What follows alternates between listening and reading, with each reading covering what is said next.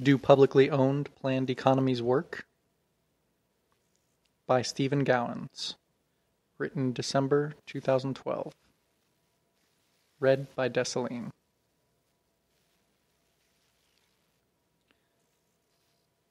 Section. Compared to capitalism, the USSR's public-owned, planned economy worked remarkably well. The Soviet Union was a concrete example of what a publicly owned, planned economy could produce.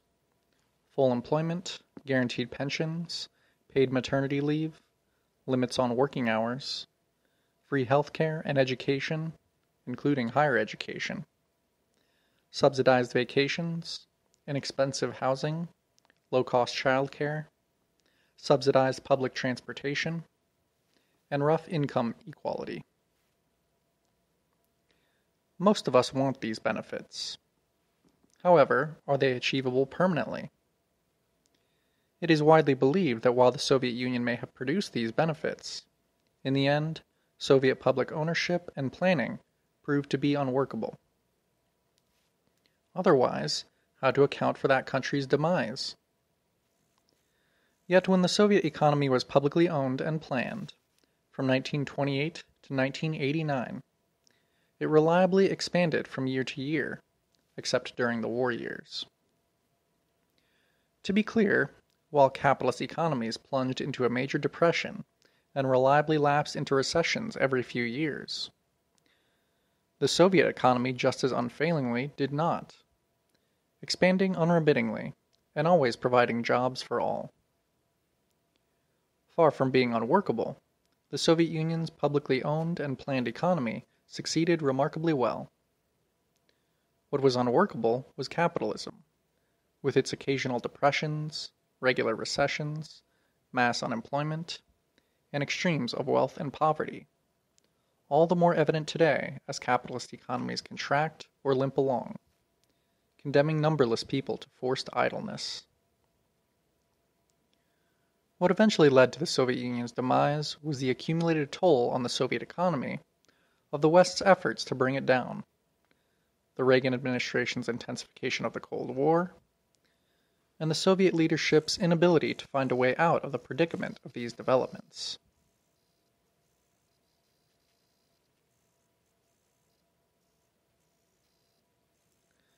By the 1980s, the USSR was showing the strains of the Cold War. Its economy was growing, but at a slower pace than it had in the past.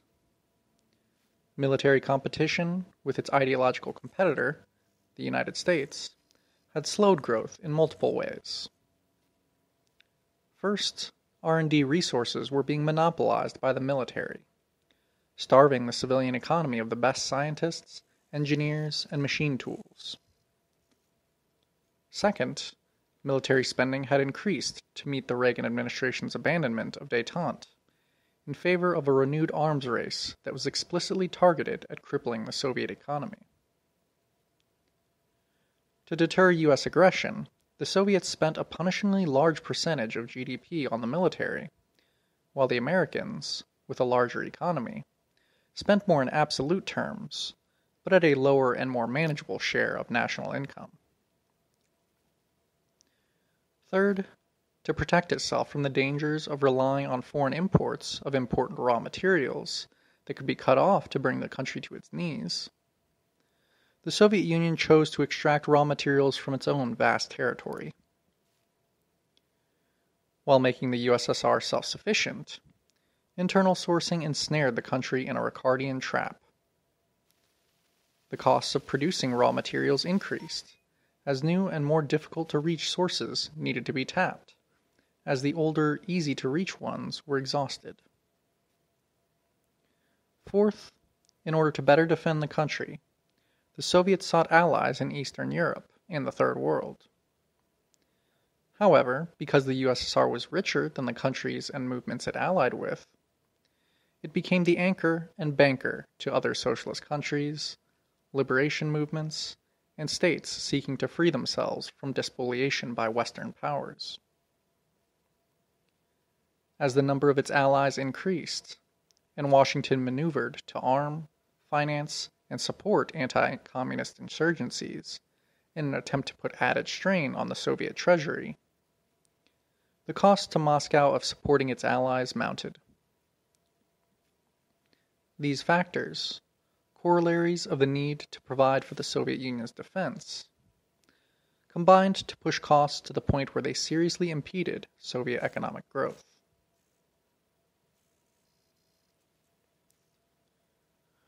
With growth slowing and the costs of defending the country increasing, it appeared as if it was only a matter of time before the USSR would find itself between the scylla of an untenable military position and the Charybdis of arms race-driven bankruptcy. Mikhail Gorbachev, the country's last leader, faced a dilemma. He could either bankrupt the economy by trying to keep pace with the Americans on arms spending, or withdraw from the race altogether. Gorbachev chose the latter. He moved to end the Cold War, withdrawing military support from allies and pledging cooperation with the United States. On the economic front, he set out to transform the Soviet Union into a Western-style social democracy.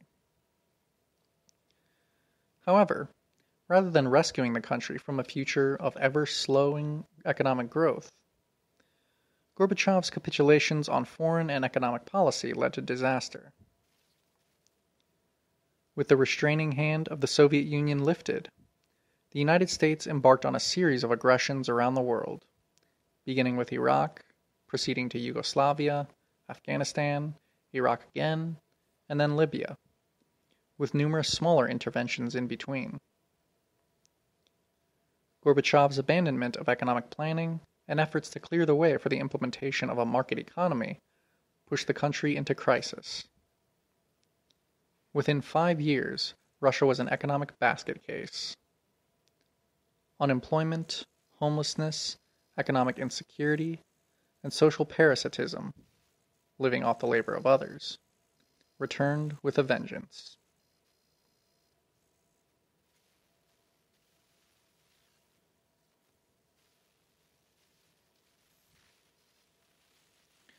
On Christmas Day, 1991, the day the USSR officially ended, Gorbachev said, quote, "We live in a new world. The Cold War is finished. The arms race and the mad militarization of states, which deformed our economy, society, and values, have been stopped. The threat of world war has been lifted." End quote. From Roberts, 1999. This made Gorbachev wildly popular in the West. Russians were less enthusiastic. Contained within Gorbachev's words was the truth about why the world's first conscious attempt to build an alternative to capitalism had been brought to a close. It was not because the Soviet economic system had proved unworkable. On the contrary, it had worked better than capitalism. The real reason for the USSR's demise was that its leadership capitulated to an American foe, which, from the end of World War II, and with growing vigor during the Reagan years, sought to arms race to death the Soviet economy. This was an economy that worked for the bottom 99%, and therefore, if allowed to thrive, would have discredited the privately owned, market-regulated economies that the top 1% favored and benefited from. It was this model of free enterprise and market regulation which made vast wealth, security, and comfort the prerogatives of captains of industry and titans of finance. And unemployment, poverty, hunger, economic insecurity, and indignity, the necessary conditions of the top 1%'s riches, the lot of everyone else.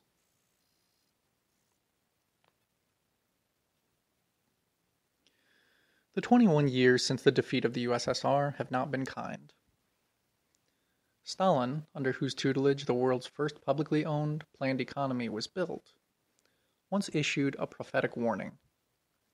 Quote, "What would happen if capitalism succeeded in smashing the Republic of Soviets? There would set in an era of the blackest reaction in all the capitalist and colonial countries.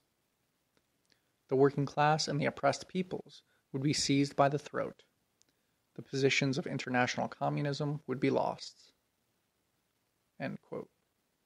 From Stalin, 1954. And just as Stalin had accurately prophesied 10 years before Operation Barbarossa, the Nazi invasion of the USSR, that his country had only 10 years to prepare for an attack, so too did he accurately foresee the consequences of the Soviet Union's falling to the forces of capitalism. An era of the blackest reaction has, indeed, set in. Washington now has more latitude to use its muscular military to pursue its reactionary agenda around the world. Public ownership and planning hang on in Cuba and North Korea, but the United States and its allies use sanctions, diplomatic isolation, and military harassment to sabotage the economies of the holdouts, as they did the Soviet economy, so that the consequences can be falsely hung on what are alleged to be the deficiencies of public ownership and planning. They are in reality the consequences of a methodical program of low-level warfare.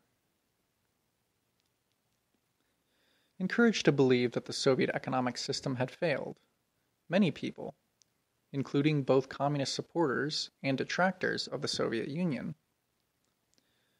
concluded that a system of public ownership and planning is inherently flawed. Communists abandoned communist parties for social democratic ones, or abandoned radical politics altogether. Social democrats shifted right, eschewing reform and embracing neoliberalism. In addition, Western governments, no longer needing to blunt the appeal of public ownership and planning, abandoned the public policy goal of full employment, and declared robust public services to be no longer affordable. From Kotz, 2001. At the same time, privatization in the former Soviet Union and formerly communist countries of Eastern Europe expanded the global supply of wage labor, with predictable consequences for wage levels worldwide. The Soviet Union's defeat has ushered in a heyday for capital. For the rest of us, our throats, as Stalin warned, have been seized.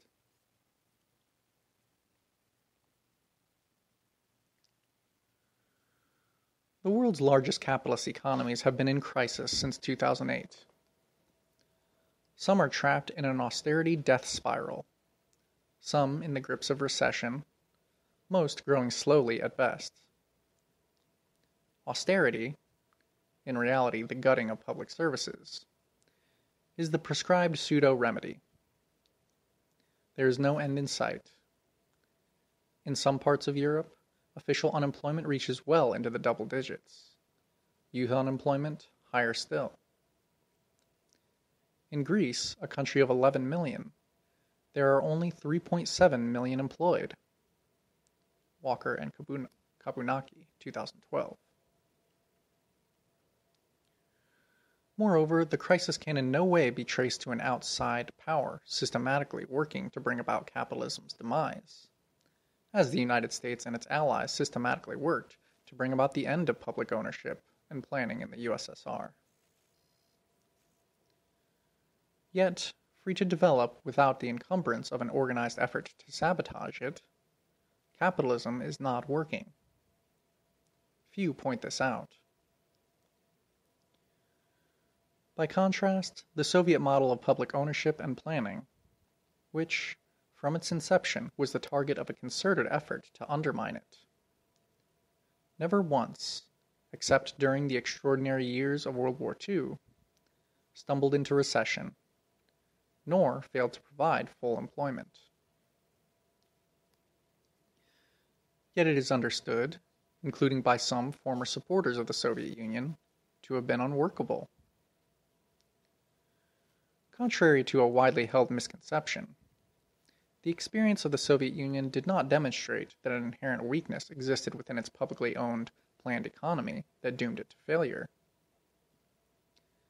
It demonstrated instead the very opposite, that public ownership and planning could do what capitalism could not do: produce unremitting economic growth, full employment, an extensive array of free and nearly free public services, and a fairly egalitarian distribution of income.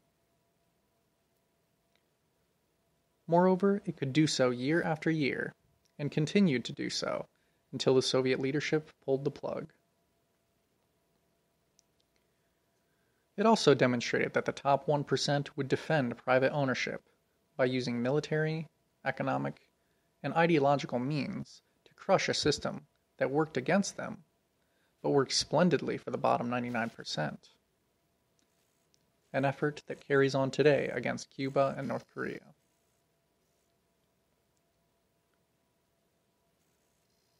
The defeat of the Soviet Union has, indeed, ushered in a period of dark reaction. The way out remains, as ever, public ownership and planning, which the Soviet experience from 1928 to 89 demonstrates works remarkably well, and struggle against those who would discredit, degrade, or destroy it. End of section.